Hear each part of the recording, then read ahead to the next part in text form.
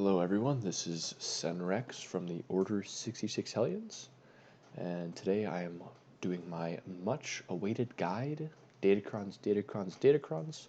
I've titled this a persuasive guide on Datacrons because I have two goals. First, to teach you a little bit about the best ways to farm Datacrons, and second, to persuade you to farm them, as I know it is very popular in the Star Wars Galaxy of Heroes community to not farm Datacrons.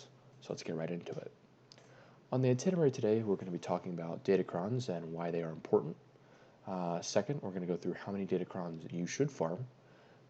3, farming in the Shard Shop. 4, farming through Conquest. And 5th, a conclusion. Lastly, as always, a little bit of self-promotion, because you know me. So why did Datacrons get such a bad rap, and why do I love them as a free-to-play player? So Datacrons get a bad rap because they're seen as pay to win. When they came out, they were difficult to obtain and costly. Compared to now, progressively, as the whole system has expanded, Datacrons have become more free-to-play accessible and easier for players to get. So this notion that they're pay to win is not nearly as prevalent as it used to be. Yes, in order to get 25 or 30 level 9 Datacrons, you're going to need to spend a lot of money. However, I'm in Kyber 3, which is a very high league right now, and I don't experience that. Most of my opponents have 0 Datacrons, and the ones that do have Datacrons have very few, so it's obvious that there's not a whole lot of engagement there. And unless you're really in the high levels like Kyber 1 or Kyber 2, you're unlikely to face anyone who has really high level Datacrons or an exorbitant amount of those high level Datacrons, as those people will be much more successful at causing them to climb the ranks higher. Next, the farming primary stats are confusing. Primary stats are such a pain in the butt to deal with sometimes because there's no in-game system that tells you, hey, these are all the primary stats.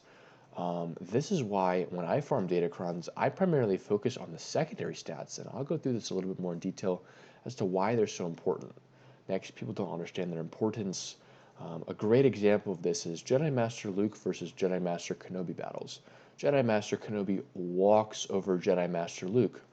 However, the last Datacron set had Datacrons that increased drastically the health and protection of light side characters, as well as their defense. So if you farmed a Datacron that increased the health, protection, and defense drastically of your Jedi Master Luke team, you could actually put yourself in a position to fully auto a Jedi Master Kenobi team that would have been extremely difficult for you to beat just a few weeks prior. Lastly, people are unwilling to change. When Datacrons came out, it was extremely pay to win, and that left a bitter taste in a lot of Star Wars Galaxy of Heroes players' mouths. So now a lot of people will be unwilling to farm Datacrons whatsoever. They'll think, oh, the system made me mad the second that it came out, so I will not be participating in it at all. Even though the system over time has changed and improved drastically, people are still unwilling to change. I think this is really a harmful mindset to have. Datacrons are not that bad, and they're very easy to farm. With this new Conquest update, obtaining more Datacrons is easier than ever, as the simming of those battles makes it very efficient for leveling up your Datacrons quickly. Next, Datacron farming, why I love it, it's very accessible if you got that hard Conquest, which most people that will be in a deep desire for a lot of Datacrons will definitely be deep into the hard Conquest, as obtaining entry into the hard Conquest is not necessarily the most difficult thing to do once a player hits 4 or 5 million galactic power. Next, if your guild participates in Territory War, like mine does, and wins a lot, you'll get a lot more rerolling materials than everyone else, so you'll be able to have better secondaries. That's just a me thing. My guild does really well in Territory War, so I get a bunch of Datacron materials, and I like spending those materials. Datacrons, obviously, the point of them is to greatly boost stats of teams, and they make a lot of the weak tunes that you farm better. Like this new Datacron set supercharges Qui-Gon Jinn and his Jedi that we had to farm for Jedi Master Kenobi. So this is just a great example of a team's value that drastically was increased by Datacrons, and how that has improved the overall experience for me and making me enjoy them. Let's talk about why Datacrons are important. A lot of people talk about or a lot of people are focused on the fact that the primary stats are kind of hard to interpret. Well, the secondary stats are overpowered. Here is a level 9 Qui-Gon Jinn Omicron that I have that has 257% armor penetration and 45% critical damage. Tell me that this Datacron is not going to be killer with your Qui-Gon Jinn Omicron team. Well, I know that it is because I've put it on defense in my last Grand Arena, and my opponent lost to it with a Galactic Legend. Very, very, very good Datacron right there. The primary stats allow for crazy combos. A great example, again, is this Datacron. Whenever a light side ally gains a buff, they recover health and protection, 2%. And when you consider how many buffs your Jedi Master Kenobi team is getting, you're getting a really, really, really solid passive healing effect from this Datacron.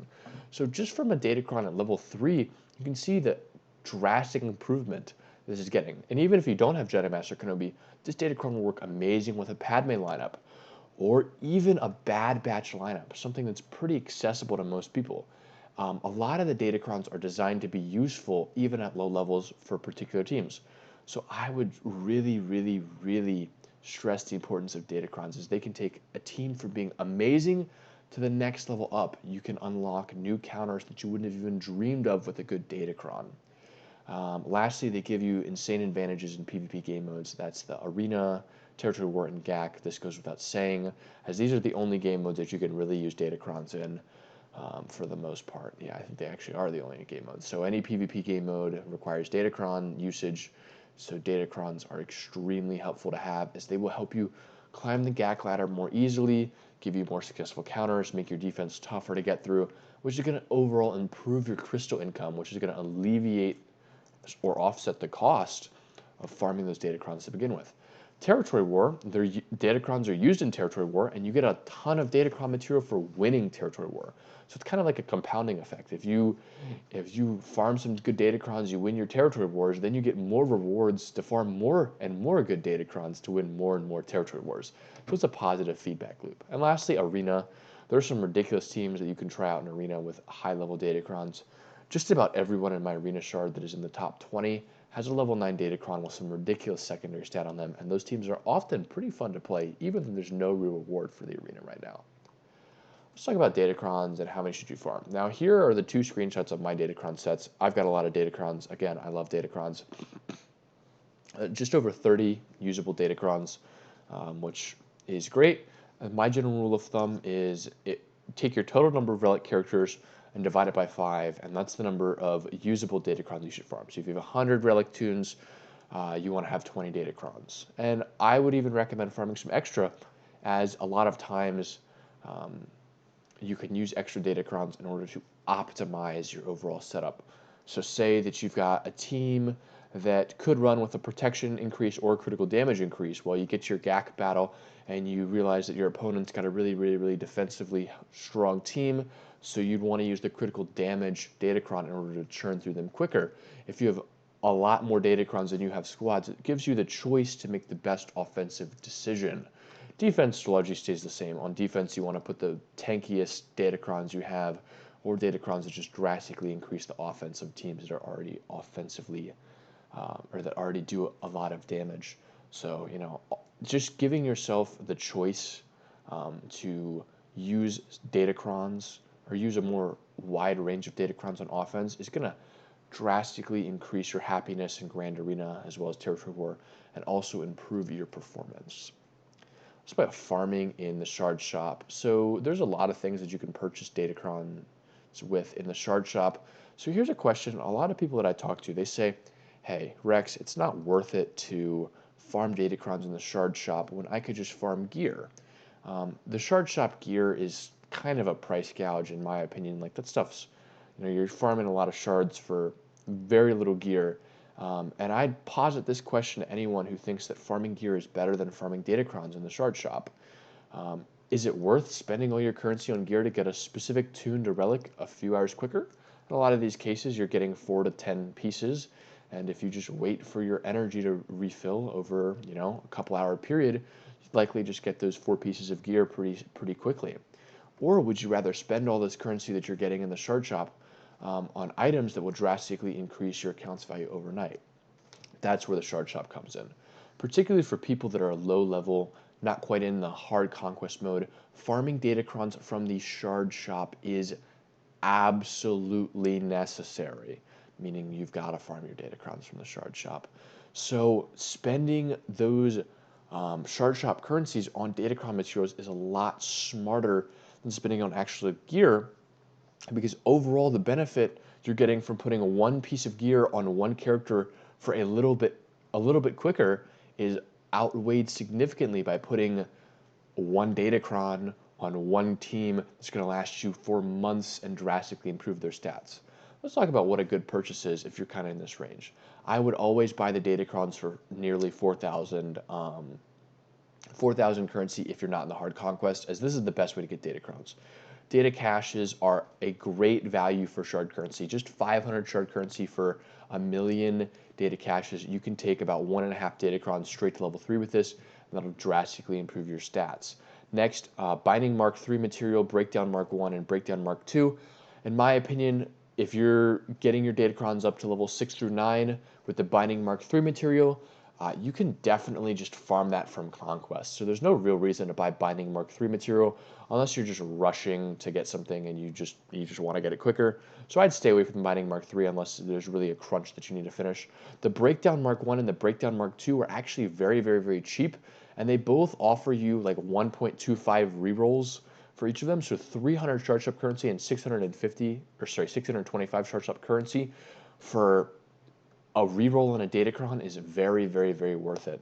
And lastly, you get your Binding Mark 1 and Binding Mark 2. You can't purchase Binding Mark 2 for anything other than ally points. I'd stay away from this for the most part, but if you're a lower level player, you can definitely purchase your Binding Mark 1 through the Datacron store, or through the Datacron store with your shard shop currency, and that'll be a great value as it's going to help you get those Datacrons to level 3 and reveal some primaries pretty quickly. Let's talk about Conquest. Conquest only farms from hard. The image here is a little distorted.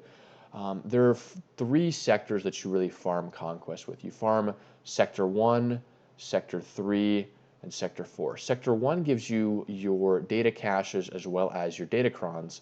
Sector 3 gives you your Mark 1 and your Mark 2, and Sector 4 gives you your Mark 3 and your Mark 4. Sector 5 and Sector 2 are a little bit different. Sector 2 is just a mix of Sector 1 and Sector 3, and overall the value in this sector is god-awful, so never farm Sector 2. Sector 5 helps you farm some Mark 3 currency as well as some reroll materials. Now, for most people, you're not going to need to farm an exorbitant amount of reroll things. You're going to get a lot of them from Territory War anyway, so that's really not a concern. So for me, I'd recommend farming 1, 3, and 4. 1, obviously, you farm until you've got an adequate number of Datacrons.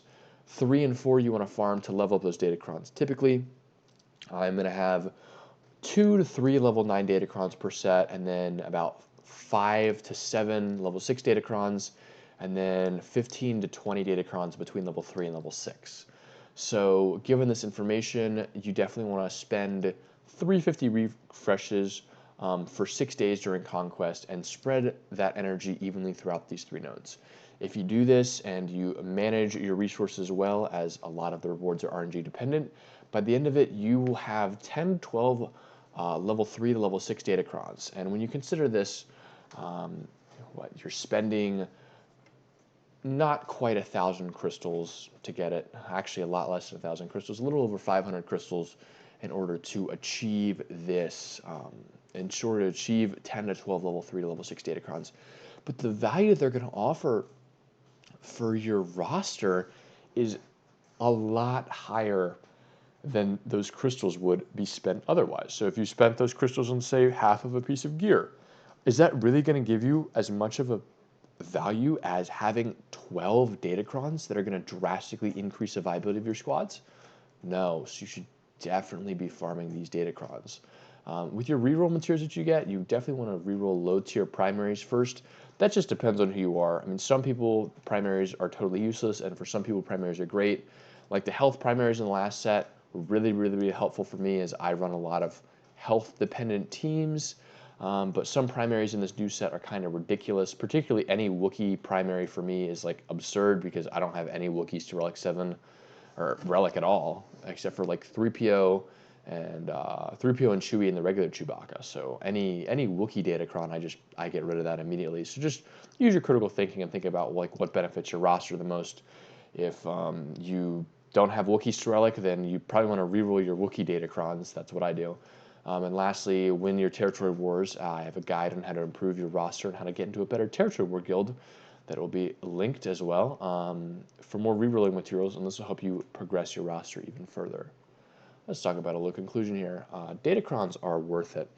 The overall benefit and the increase in my GAC score and my individual performance in Territory War that I've seen since I've invested heavily in Datacrons, not money-wise, but time and effort-wise, has been very, very, very large. Second, just get over yourself. They are definitely free-to-play accessible now, particularly with this newest set. So there's no reason to protest Datacrons and not farm them because they're just not free-to-play accessible enough. I'm free-to-play. You saw how many Datacrons I had. Conquest isn't even halfway over when I'm filming this. So I've got plenty of time to develop my Datacrons even more while still getting a high crate. Next, let's talk about not farming Datacrons. Not farming Datacrons is harmful to your roster and weakening your guild. High-end guilds like mine, we're starting to get to the point where if players are not willing to do a free-to-play farm of Datacrons, they're 7 mil, 8 mil GP, and they've got no Datacrons, we're no longer going to look at admitting them, because if you're not interested in farming Datacrons, you're weakening your guild in specific game modes, and that's something that a lot of high-end guilds and a lot of competitive guilds above 200 million GP will just not appreciate whatsoever. Again, secondaries are particularly overpowered. Another Datacron here. 363% defense is ridiculous, but that's what I got on a Datacron. Again, totally free to play, spent no money on this whatsoever. If you had one Datacron like this in your roster, think about how much that would benefit your defensive viability. And lastly, just remember to take it slow. There's no point in spending money on Datacrons, as a lot of money on Datacrons doesn't get you very far, but a little bit of productive farming gets you extremely far. So take it slow with proper technique. You can farm 10 to 15 Datacrons per set, totally free to play, very, very, very easily. Thank you guys so much for watching. I hope you enjoyed today's video on Datacrons. I love Datacrons, so I hope my enthusiasm has transferred over to the audience and you guys are motivated to get in there and get in Conquest and farm some good Datacrons to help your guild out and improve your roster and get you more crystals and GAC. As always, I'm doing free roster reviews. I'm going to change up the format of that a little bit, hopefully in the next few weeks. So comment your GG down below, and I will be more than happy to do a roster review for you at some point in the future. Lastly, a little bit of a guild plug. If you're tired of not getting all the Reva shards, join my guild, the Order 66 Hellions. The Discord link is in the description below. Thank you guys so much for watching, and have a great day.